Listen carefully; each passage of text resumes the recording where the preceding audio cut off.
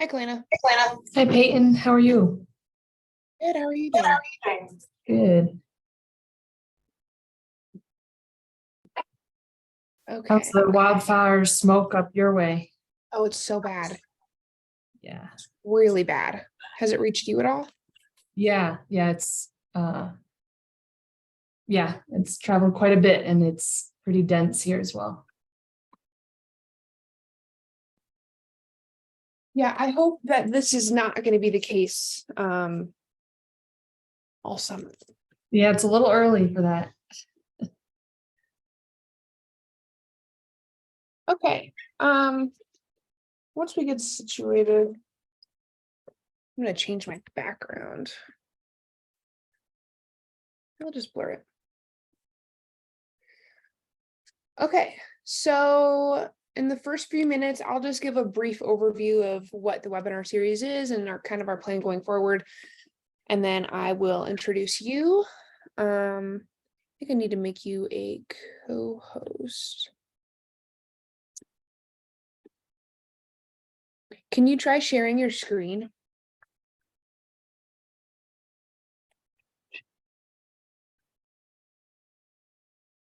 As host disabled participant screen sharing. Let's see, I'll have to make you.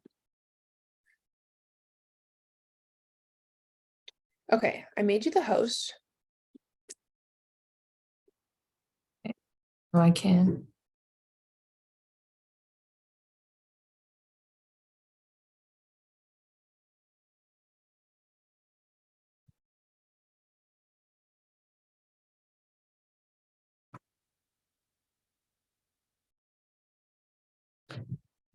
Do you want me to stop now? Yeah, do you want to go ahead and make me the host again? I'm gonna try to figure out how to. We should be able to be co-host.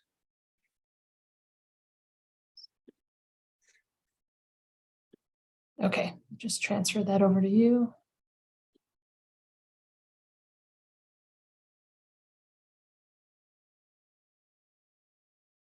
Cool, so I think around like 12:30, 12:35. It's probably when we'll open up for questions. I mean, really, whenever you get finished with your presentation. Do you have any questions? I don't think so. I think I'm ready to go. Cool. Well, I'm gonna turn my mic and my video off just so I can try to figure out some of these settings. And I'll try to get a graphic put up. So I will be back. Okay.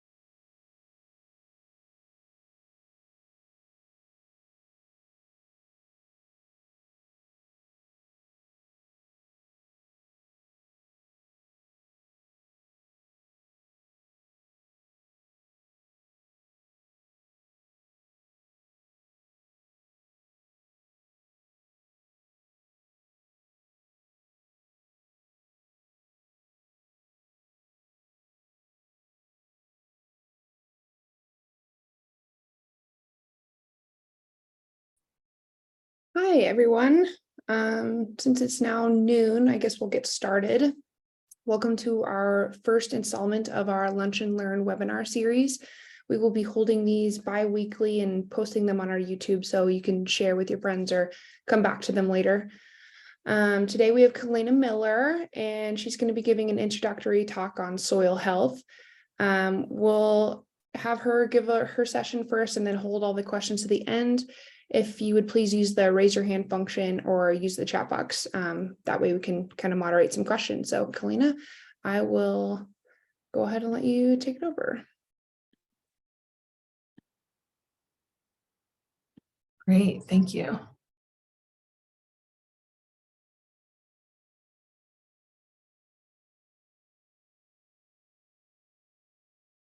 Okay.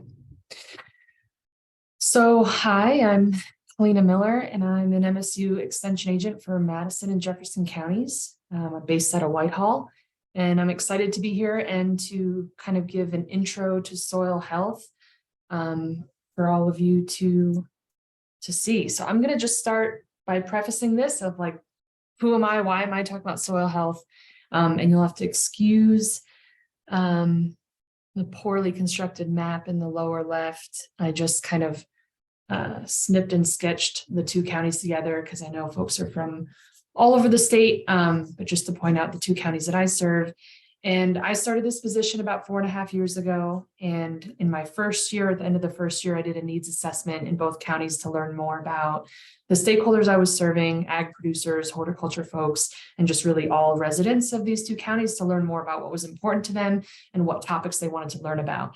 About 300 people completed that survey, and of the top 5 topics that they wanted to learn more about through our office, soil health was in that top 5. So that really stood out to me in terms of wanting to develop programming and spend some time learning myself of who the experts are and kind of how this topic is being addressed in the state and where we can learn more about it. And then throughout the last several years, I've had more and more producers, both farmers and ranchers in both counties, asking for, in addition to soil fertility information, asking specifically about soil health monitoring practices, testing. And so that really kind of influenced how I'm spending my time and doing more research on that end. Before I get into maybe like 30 minutes of slides, I just want to ask 3 questions of everyone who's on the webinar right now, and you can pop your answers in the chat so I can learn more about why you want to know about this and what kind of level of information you already know about soil health, and I can kind of cater it to who's on the call a little bit. And I promise this is my last bad meme of the presentation. So if you would be so kind as to just tell me who you are, and if you play multiple roles or have multiple responsibilities, I guess I'm most curious about what this right now in this presentation, kind of what your strongest lens is.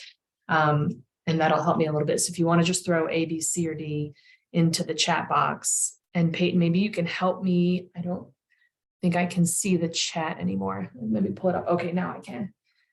I'm seeing an A. We have A and Okay. D, B and D,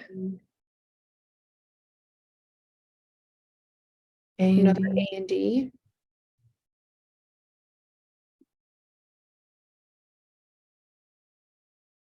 Okay. And while other folks are thinking about that, I'm gonna move right on to the next question. And forward. Okay. Next question is, what is your general knowledge about this topic? A is I've heard of the topic, but that's about it. B is you're familiar with a few basic principles, and C is you could teach the class. And don't be afraid to answer where you're at. This will help me. I definitely want to pull from the folks who are on this webinar in terms of some of their experiences and their questions, if you've employed certain practices, and we can learn from each other. So I'm seeing a lot of B's across the board. So a few basic principles and somewhat familiar. It's not a brand new topic. That's super helpful. Okay, last question. And this isn't an exhaustive list, but just to give me a little bit of a heads up in terms of why you're interested and what your focus is. Are you most interested in soil health because you'd like to see better crop yields? Is it to reduce fertilizer inputs? Is it to increase water holding capacity? Just general, want to know more about it. People are talking about it, or something that's not on this list. So you can put multiple answers in the chat so we can see.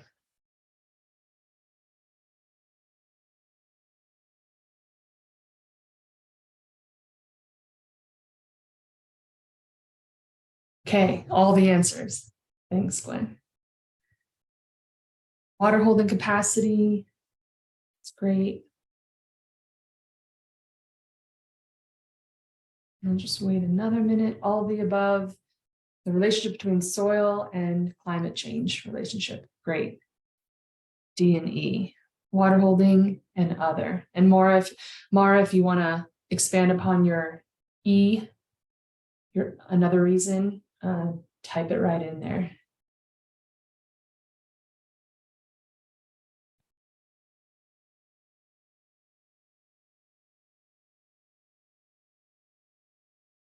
Okay.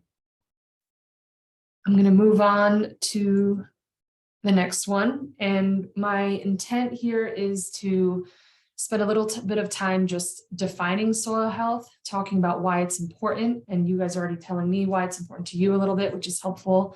Touch on a few activities that build soil health, introduce a couple of easy kind of monitoring techniques that you can employ this afternoon at the soonest, and then touch on soil testing.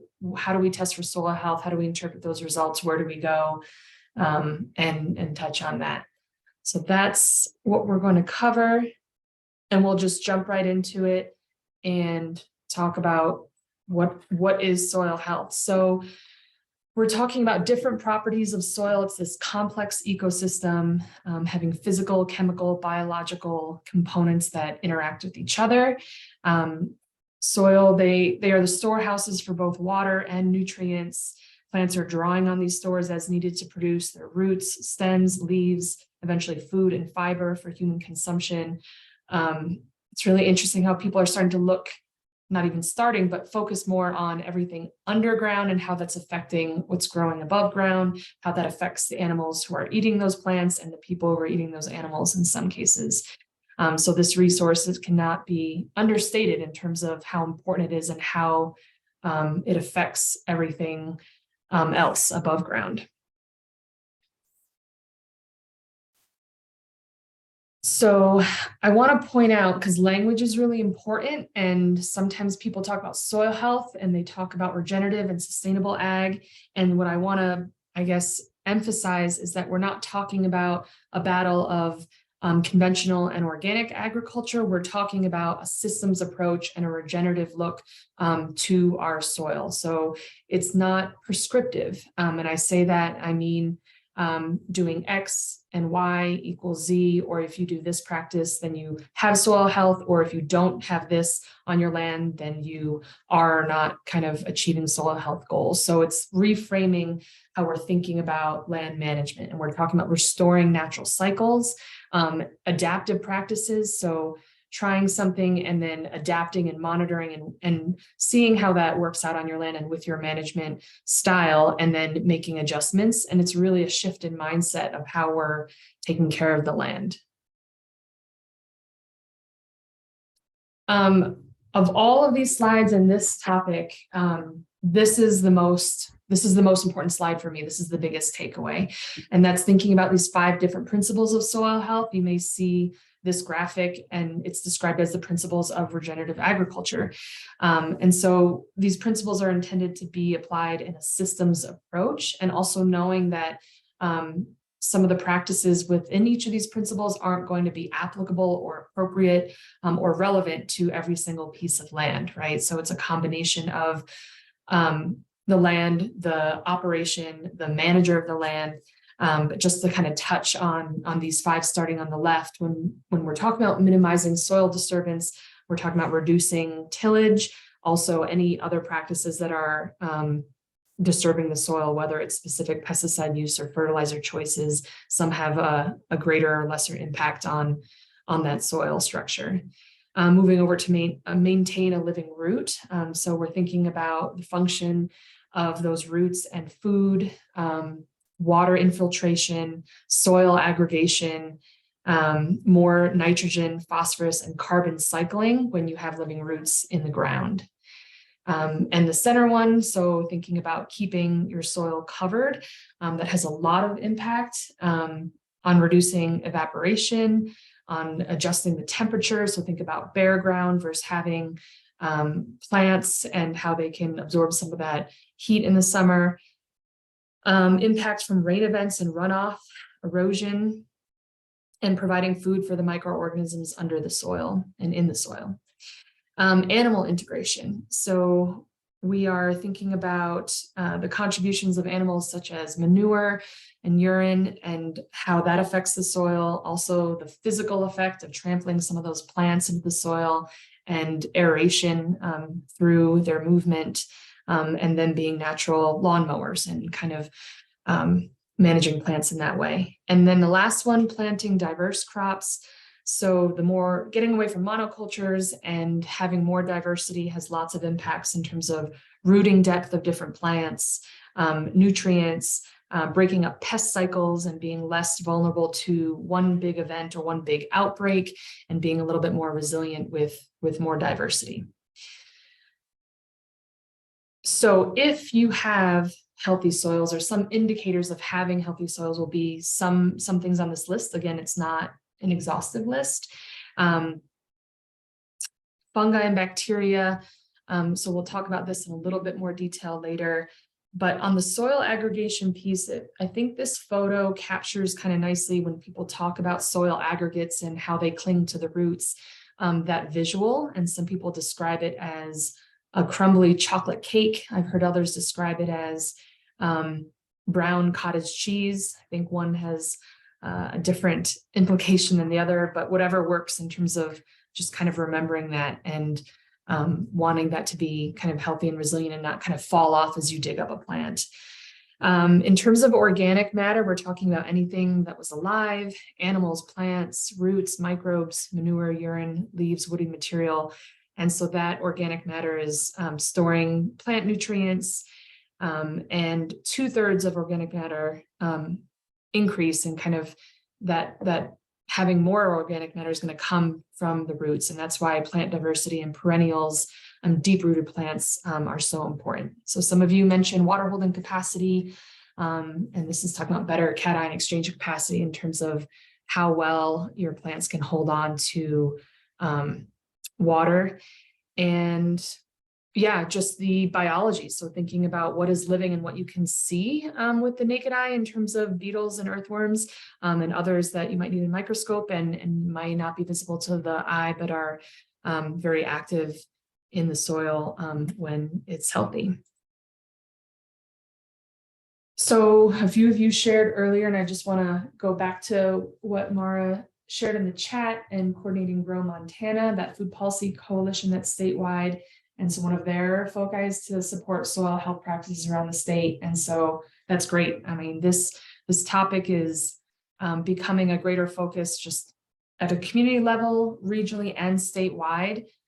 So it's really exciting to see some folks on here and to learn more about why it's important to different folks. As we acknowledged earlier, just in terms of this systems approach, and it's not prescriptive, knowing why it's important and why people are focusing on it is really helpful in terms of what goals are you trying to achieve, what kind of time frame. We all are very aware of the thin margins of farming and ranching, and so reducing inputs and being more resilient can really affect that bottom line economically. Having more productivity does that, and then thinking about this and the care of the land in a more long-term sense.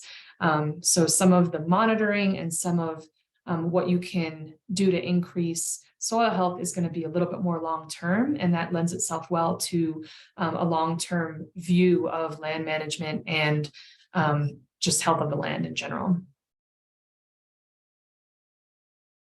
So these are a few examples of activities that are building soil health.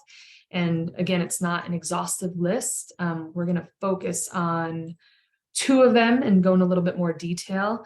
And I think one thing to point out in terms of monitoring practices is that you can't measure what you're not monitoring. So we'll go into more detail of things that you can do. How do you know that you are increasing the resiliency of that soil? How do you choose between the options on this list? And the short answer is it depends on what your goals are and what your time frame is and what your toolbox looks like, and what applies to your land. It's going to range for different folks in terms of what they can do. And I'll just point out, so we'll go into a little bit more detail on smaller pastures and more adaptive grazing and intensive grazing with rotation, and then talk a little bit about perennials and deep-rooted plants. So first, thinking about the pastures a little bit. And so a lot of times this requires a lot of temporary fencing, electric fencing, and a little bit more labor depending on how many paddocks you have and what your land looks like and how many animals you have and how often you have to move them. I think the key here is just this concept of disruption and flexibility. And so disrupting that land in different ways. So going into different areas of your property at different times of year, and also being able to be flexible and adapt depending on the moisture that we get, depending on the species that are coming up, depending on the health of your herd. So all of these things will impact, how long you should stay in certain areas and when you should be in certain parts of your land at different times during the growing season or even in the winter. This just shows different species being moved together. And then I also think one concept with smaller pastures and rotational grazing is some folks have a harder time conceptualizing that at a really large level with a lot of land and a lot of animals. And this is just a screenshot of some drone footage, but it can absolutely be scaled up or scaled down. It's really going to depend on the land manager as well as your time and resources. And so more time spending moving animals more frequently in a week or every day or multiple times a day, something else has to be, sacrificed potentially in terms of your time. So the second one, thinking about perennials and deep-rooted plants, these type of species are going to be able to make better use of rainwater. They require less watering once they're established. They're better at trapping and removing nitrogen and some pollutants from the rainwater. They help with erosion. They reach further down and reach different levels in terms of accessing nutrients. And so they have a lot of different benefits. One example or just idea that I've heard of is putting seed in feed, right? So putting some perennial seed in feed and having the animals do the work for you and seeing some sprouts in cow pies and be able to use that as a way to get more out on the landscape. So a few examples of some monitoring practices. We are going to focus on 3 of them, but to look at the other ones, this photo kind of captures texture and going out and grabbing some soil, having a little bit of water to kind of do a texture test on your soil to see if it's more clay, more sandy, silty, and get a quick kind of look in a moment. With pH, organic matter, some of these other ones, sometimes that can be, you can get some of that from a soil test.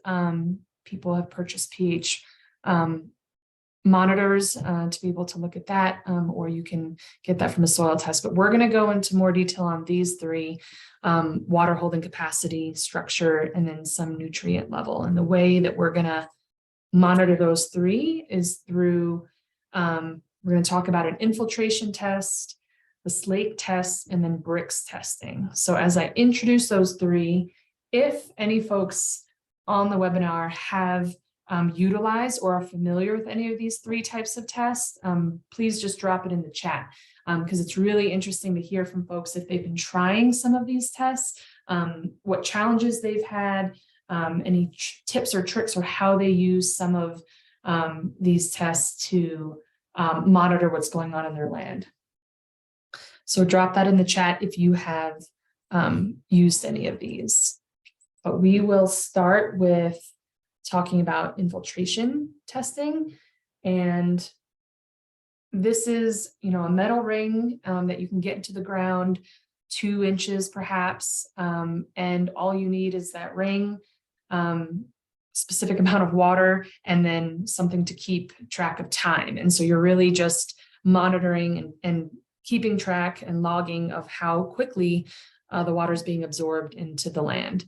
And so there, again, this isn't prescriptive, so it's not X amount of seconds equals good or bad. It's doing it in the same general area and keeping track throughout the growing season and also from year to year, and comparing maybe different parts of your property. Is this getting better? Is it taking less time for that soil to absorb, or is it taking the same amount of time or a long time? And if that's the case, then more of it is going to be moving somewhere else in like a big rain event, right? So more runoff, more erosion, and it is an indication of root function and plant growth in terms of how quickly that can be absorbed and used in the soil. A couple of examples of if practices that would result in poorer infiltration and more compact soils is, well, one, bare soil, a lot of tillage and soil disturbance, and then a lot of heavy traffic on wet soils, right? Resulting in, whether it's equipment or livestock, resulting in compaction. And a few practices that would result in some higher infiltration and for that soil to really hold on and absorb more of that water would be crop rotation, using cover crops, some prescribed grazing, and then residue and some tillage management.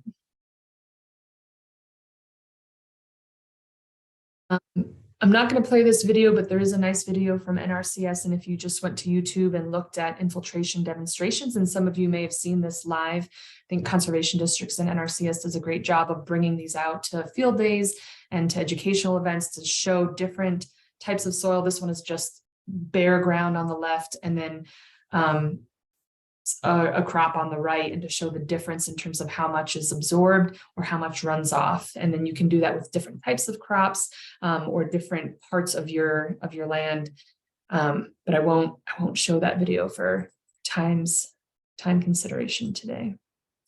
The next one is the slake test. And so this is really talking about soil stability when the soil is totally immersed in water, and how well does it kind of hold on, or does the soil kind of break up and leave that area. And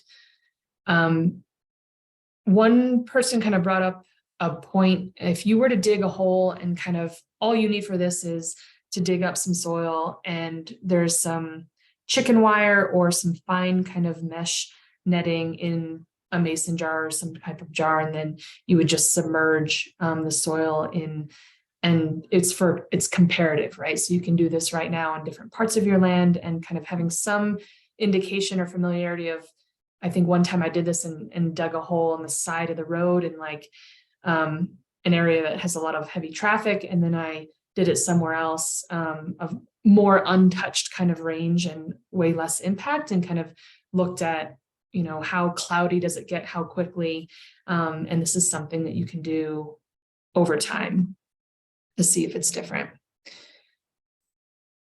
Again, there's another video there on YouTube, but I won't play it today. So the third one is nutrition or nutrient density testing with a refractometer, and this is called the BRICS test. And so this device on the top right is a refractometer. You can buy it for as little as $20. It can go up a little bit from there to maybe $100 with different features. And so essentially this is measuring the sugar content of a plant, and you can use plant leaves, fruit, vegetable, or the stem. And so what you need in addition to just the refractometer is either a garlic press or something even a little bit I don't want to say more hardy, but that can really, depending on the plant and the stage, squeeze out just 1 to 3 drops of sap. And so there's a clear cover on this end of the refractometer that you would squeeze that sap onto, and then you would look through this end with the black side, and then what you would see, I put 2 screenshots of what you might see and when you look through it. And the scale is from 0 to 30, and we're looking for the point where it's that interface between the blue and the white as what is our reading. And so from 0 to 30, something that I tried out, you see maybe it's a reading of 1 or 2 here, and then on the right hand side it's maybe about 11% sugar. And so what's really important to note for this test is that it's really important to do it often and do it in consistent conditions. And we're looking for a trend as opposed to this number on a scale of 1 to 30 is good or bad, right? So the conditions that we're talking about are mainly environmental. So in terms of the time of day, in terms of the temperature, in terms of what's going on in that field, as needing every time you take a reading, if you're monitoring a particular crop throughout one season, you want to make sure those conditions are similar enough, time of day, temperature, weather, etc., to have some type of consistent thing to apply. So that can be kind of fun because you can just keep that in your pocket, and it's a way to just kind of see where your sugar content is for certain plants. So moving on to soil testing and interpretation. With this, I want to think about the difference between soil fertility and soil health. And so soil fertility is a point in time, and it's telling us what do those plants need right now in order to be at maximum capability. And so it's measuring macronutrients, sometimes some micronutrients, at this specific point in time. So we're talking about nitrogen and phosphorus and potassium, calcium, magnesium. It'll give you organic matter, pH, and this tells us what we need for good crop growth. Soil health is an assessment of something, is looking at the continued capacity of that soil to function as a vital living ecosystem that sustains plants, animals, and humans. So it's a much bigger picture, and it's looking at the biology, and that I'll talk about the Haney test specifically as an example of measuring soil health. And one important distinction is we can go out today, and I've been doing a lot of these the last couple of weeks, to do soil fertility tests and collect that sample and then give a reading of here's the nitrogen that's needed in order to have a successful garden that can support most vegetables and fruits.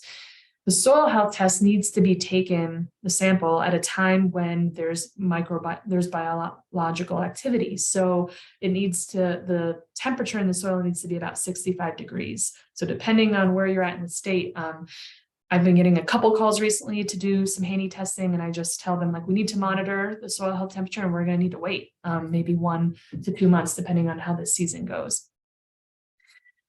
So just an important distinction there between those two. And I'll say that this is a chart that I pulled from an ATRA, from an NCAT publication on soil health indicators and tests. And I found this to be super helpful in terms of there's lots of different things that we can test for, some that we need to send into a lab to do these analyses, and some that we can do ourselves and with minimal equipment. And so this isn't, we've touched on soil nutrients and kind of that for soil fertility, giving us kind of a point in time and what's going on right now. And there's a lot of different things in terms of soil health and what we can measure. We've talked a little bit about aggregate stability with that SLAKE test. We've talked about water infiltration with infiltration tests. But these 5 different characteristics, this helps us just kind of think about what are we measuring, what are we talking about when we're thinking about monitoring soil health. And there's a menu, and there's lots of different ways to do it. There are also field assessments that you can do with just kind of taking a walk on your property and with a shovel. And by that, I mean, what does your soil smell like? What does it feel like? Can you see activity from earthworms and beetles? And those are things that are easy to do and really helpful indicators. Another one is soil compaction. So whether it's with a shovel or with a probe or a rod, are you seeing a lot of compaction? Is that kind of an indicator of something that you might want to change in terms of management practices? I do want to point out, as we're talking about soil testing and monitoring, if there are folks who aren't familiar with the NRCS Web Soil Survey, this is the link to that website, and it gives you historical soil data. And they have information on everywhere in the entire United States. So I use this tool to get some kind of indicator of precip for the area, the different layers of soil, and kind of how deep to each different depth and some other indicators. So on this particular map, I just took a screenshot of a presentation I did last month in Virginia City. And so this is the town of Virginia City. It might be kind of hard to see, but it pulls up to maybe 5 different soil types for the town, with 148 being the one that's most of it. And you'll see in the corners here outlined in orange, different types of soil on the fringe. So if you were to pull up this map of your property, and you can just draw a polygon, or you can draw your own shape to get more detail depending on the shape of your land. And then everything is linked over here. So if I just clicked on this Varney clay loam, it would bring up a profile and lots of detail about what that soil is like. And so it gives you some helpful kind of indicators. It's not real-time data, of course, but it's a place to start, and it can be quite helpful. There's lots of other uses for that web soil survey. Like you can look at vegetation and calculate AUMs, but I mainly use it for this part, for getting some kind of background on soil. So I'll kind of finish up here on testing a little bit. This is just a quick example of soil fertility and what a report from a particular lab might look like, and kind of generating numbers on organic matter, NPK, pH, and so on. And then some labs will also give you some recommendations. So there are lots of labs to choose from. It's really important to know kind of their familiarity with Montana soils and their agronomists, and being able to have those conversations. MSU has some Mont guides on how to take a sample, on how to interpret that sample. And then you can, of course, always use the lab staff and agronomists, NRCS extension agents, and also our soil fertility specialists on campus to help with some of that interpretation, or even that conversation on the front end before you even take that sample. And just to compare it to soil health tests, this is just a snapshot and an example of 2 different fields for one producer in this area for a soil health test. And so this is going to be measuring the microbial respiration and activity in your soil, the microbial food available, and some water soluble organic nitrogen. Again, looking at these numbers on the top, if you look at 2.8 and it's a red color, and then 18.4 is green, it's important to know that this is kind of like a baseline and also a data point, and it's important to just take that with a grain of salt of doing tests over multiple years to look at how that particular field is comparatively, as opposed to 2.8 is bad and I'm not functioning and it's not healthy, as just kind of a be all end all. So I think that comparison is important to keep in mind. And in general, they say that a score above 7 is considered acceptable, but again, don't focus as much on that number. So I think I'll stop there and we can move into questions. We just started with kind of defining soil health, talking about why it's important, reviewed a couple of activities that build it, 3 specific monitoring practices, and then touched on, what you can test for and how to interpret those results. That's kind of scratching the surface of a lot of different topics. And it's really about kind of everyone here and your specific questions or kind of your interest on this topic. And yeah, I'll kick it back to Peyton and we can just go into Q&A. Thank you, Kaleene. You really took the words out of my mouth. I wrote down only scratching the surface. There's a lot to kind of go into there. We'd like to keep this as interactive as possible. So please, this is your time to kind of chat with Kaleene about any questions you might have. If you would please use the chat box or raise your hand just so we can kind of make things a little easier for everybody to speak without being stepped on.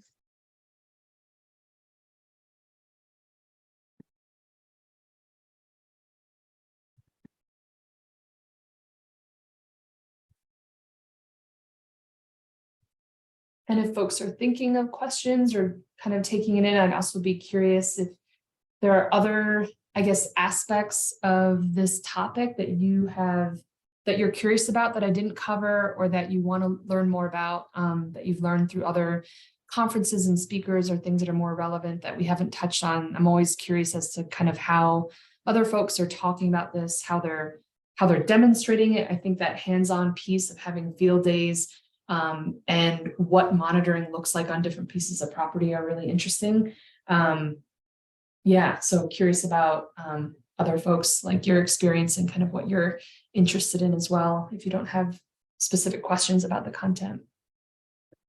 John, what's your question? Yeah, I've been doing Haney tests for a while, and I've done the conventional soil tests for a long time, and I guess right now I've got like 52 units of available nitrogen in an organic system, and I was wondering if that's a pretty decent number or is that pretty low? And then I had another question on, we've been doing PLFAs on some of the ground, and I've done the total living microbial biomass. I did a test in like native range. It was like 5,700, and then one that was 5,100 in the fields is kind of where it's at. And we're adding compost extract this season and seeing if we can we'll test again next summer and see if that's growing. So I didn't know if you had anything to say on PLFAs or not.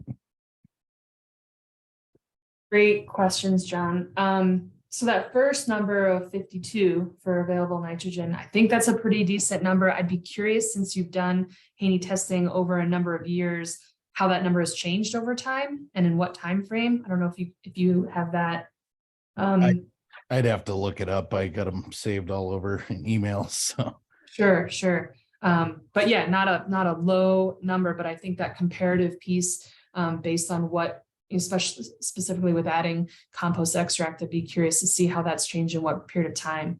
I've heard of people talking about PLFAs. I've seen a couple of presentations. I haven't been directly involved in it, so I don't really have any deep knowledge of those numbers of 5,700 and 5,100 and what those actually mean. I'm curious how long you've been kind of keeping tabs on that as well, if that's in line with the Haney tests, and how long you've been pursuing that data, or if that's relatively new, and how many years you've been kind of applying that compost extract to, if you'd be willing to share. This will be the first year with the compost extract, and last summer was the first year of the PFLAs, and I've done some Haney's for probably 3 to 4 years, and so I have that data, but I'd have to kind of compile it and organize it. But I'll keep doing all of these things, through the next few years to see if this stuff is actually working. And we're testing some strips here, and we're going to do take the compost and then freeze it and test it. And then we tested the soil before, so we can get a number of what's living, and then we'll test after the plant roots and the soil to see what's colonizing. That's great. Can I ask where you're located, John? Just 6 miles south of Tiber Dam, north of Great Falls, about 90 miles. Great. And I'm working with MSU on some of this, so. Great. Yeah, I'd love to learn more about that compost extract and keep in touch, and also just like building on this network and having regional tours of people being able to see different practices and what folks are doing. I just hear more people kind of interested in that. Yeah, thanks for sharing. Yeah, that'd be great. Thanks. Yeah. Thanks, John. Looks like we have a couple questions from Lisa. Oh, we have a few now. First one is, what is the importance of worms, ants, and beetles to your soil? And then how do you attract them to your crops and fields? And then are there any disadvantages of having worms in your soil? Yeah, I love those questions. So for the first one, just that importance piece of, there's a couple different things there. Worms can go deep in the soil, bring up viable seeds. So like a similar function to deep-rooted perennials or plants that are just tapping another layer of nutrients and seeds to bring it up. Also in terms of the physical impact of helping with aeration and making those tunnels for all of those species that you mentioned, helps with, again, infiltration of both nutrients and water, and also just the cycling of that communication, breaking up compaction to create more of those spaces and help the roots below kind of communicate with what's going on above. Attracting more worms and beetles onto your property. Some of these other, I guess, soil health principles and practices that you can do will then create an environment where they will come in. So I guess as an example, if you were to focus on really compacted areas of land to create more space and decrease that compaction, then they would be attracted to that kind of area. I also think about, this is kind of a different example, but I think about backyard composting or even large compost operations with earthworms, and just having food for those worms, ants, and beetles to feed off of. So thinking about carbon and nitrogen. So if I were to think about residue on top, right, or just living plants and having more food above and below ground for those species to come and feed off of, and then, you know, restoring those cycles and what they're giving back to us. Disadvantages, I can't think of any. I've been in a few presentations where I've heard folks talk about invasive worms and ones that aren't native that can wreak havoc and kind of have a negative impact on your soil. If anyone has kind of an idea of the name of those or hearing about those and the presence in this area, I'd be super curious. But at the moment, I can't think of other kind of good examples of a con in that sense of what kind of damage they can do. Great questions, Lisa.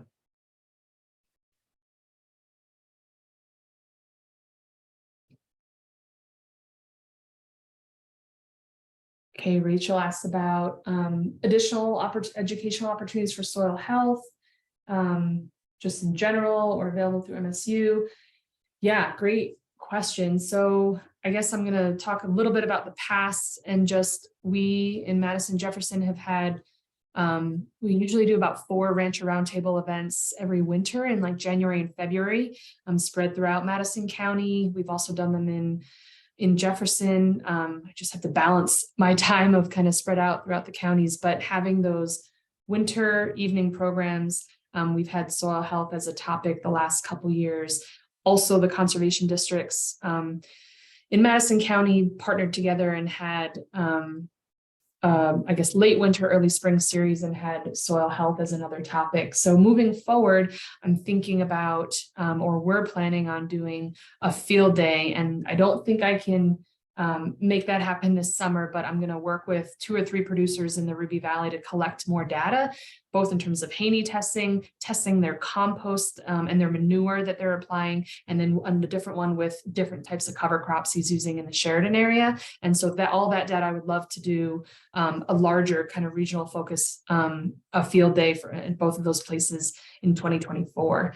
So that's not a great answer of like things coming up around the corner, but there's a new publication that MSU Extension has, and it's specifically like cover crops and how that relates to soil health. So I would kind of instruct folks to look at, or direct you to look at the MSU Extension publication website, and look for that publication specifically. NCAT and ATRA and their Soil for Water, they have a lot of resources and a lot of publications on soil health as well that I've been pulling from. So I would connect with some of their resources too. And I just think we will see more of this. I just think that this is gaining a lot of momentum, and we'll see more resources, research, and conferences that focus on this. This past February, we held a crop school in Three Forks, and we partnered with Broadwater and Gallatin County and brought, I think, about 80 folks together. Thanks, Mara, for throwing that Soil for Water link in the chat. That's great. Yeah, and so most of our day in February was, again, based on soil health principles, because that's what folks were asking for more information on, whether it's cover crops, manure application, rotational grazing. So yeah, good question, Rachel. And I think as we continue to hear from our stakeholders and producers, we'll just continue to try to meet that need by having more education on that topic. So Pam asked a question about USDA. Yeah, and any progress there in terms of the cost of regenerative practices and those financial incentives? That's a really good question. That's really out of my wheelhouse in terms of knowing or kind of keeping track if there's been any progress recently and kind of the status of it. If anyone here, has a pulse on that, please unmute or throw it in the chat.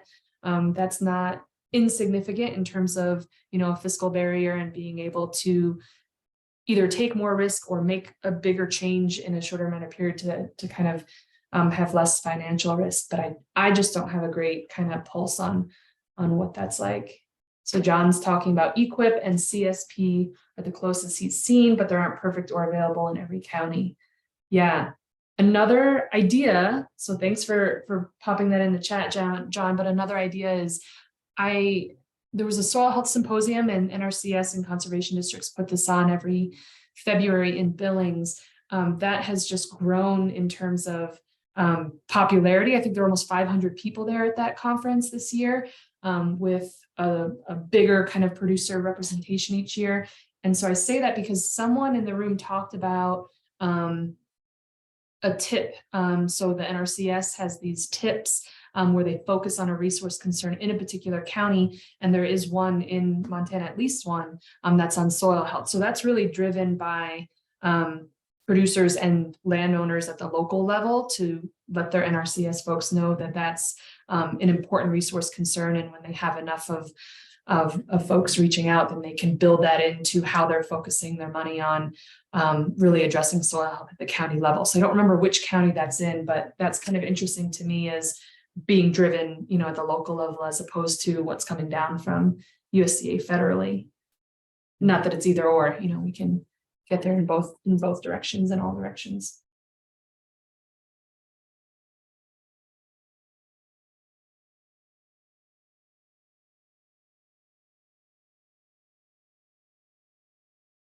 There are questions. I will get an email sent out to everybody who was on the webinar today and kind of link to some of those videos that you had on there that we couldn't see and some more of these resources. So everybody can check back on that later. Does anybody have any other questions for Kaleene?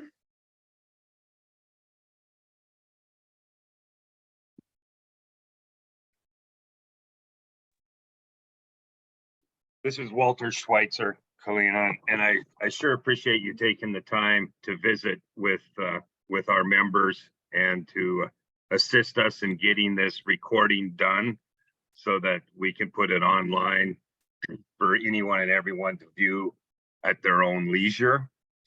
It was a great presentation. I learned a lot, and I just really appreciate you taking the time and look forward to meeting you at one of these field days. Absolutely. Thanks for that feedback, Walter. And I was, super excited to have the opportunity and to know that this is a topic that's really interesting to MFU members. So it's all good stuff. Perfect. Well, we're nearing the end of our time. We will have another webinar series in a couple of weeks on May 31st with Nate Haygood from NRCS. He will be talking about brush and grazing management. So we will be posting that on our social media, and you can also find it on our website.